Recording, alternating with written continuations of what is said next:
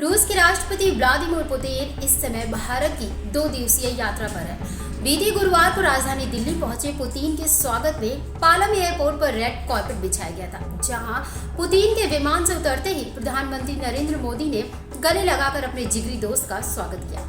इसके बाद से पुतिन को अपनी कार में लेकर पीएम मोदी एयरपोर्ट से बाहर निकले। दोस्त की गर्मजोशी भरे स्वागत को देख क्रेमलिन ने सराहना की और कहा, भारतीय प्रधानमंत्री का पुतिन के लिए एयरपोर्ट पर पहुंचना काफी अप्रत्याशित था, जो एक घनिष्ठ दोस्ती को उजागर करता है। बता दें, वह 23वें रूस भारत वार्षिक शिखर सम्मेलन में भाग लेने के लिए भारत पहुंचे हैं।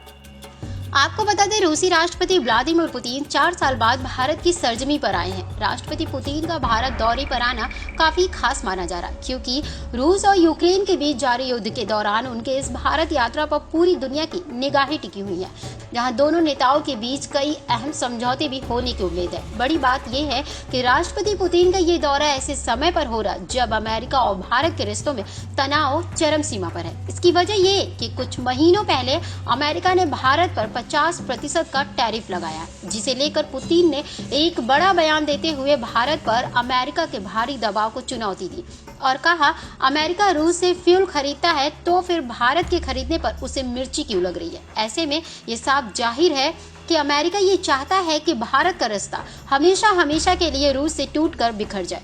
यही कारण है कि वो भारत द्वारा रूस से तेल खरीदने पर बौखलाया हुआ है। इसी के साथ ही पुतिन ने दोनों ही देशों के बीच व्यापार बढ़ाने से लेकर रूसी तेल की बिक्री को बढ़ावा देने पर जोर दिया।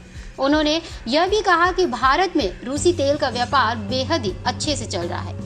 राष्ट्रपति पुतिन के भारत दौरे का मकसद रूसी तेल, मिसाइल सिस्टम और फाइटर जेट की बिक्री जैसे बिजनेस लिंक को बढ़ावा देना है। खास तो यह है कि भारत और रूस के बीच पुराने सोवियत यूनियन के दिनों से ही रिश्ते काफी मजबूत हैं। इस पुरानी दोस्ती के चलते रूस दशकों से भारत के लिए हथियारों का मुख्य सोर्स रहा है।